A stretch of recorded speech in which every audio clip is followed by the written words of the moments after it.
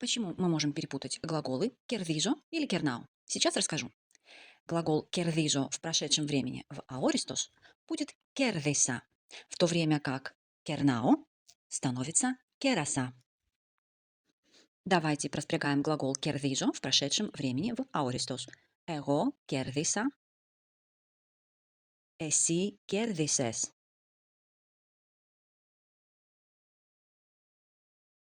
Αυτός, αυτή, αυτό κέρδισε.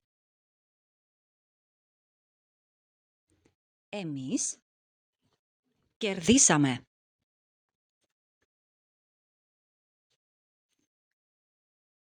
Εσείς κερδίσατε. Αυτοί, αυτές, αυτά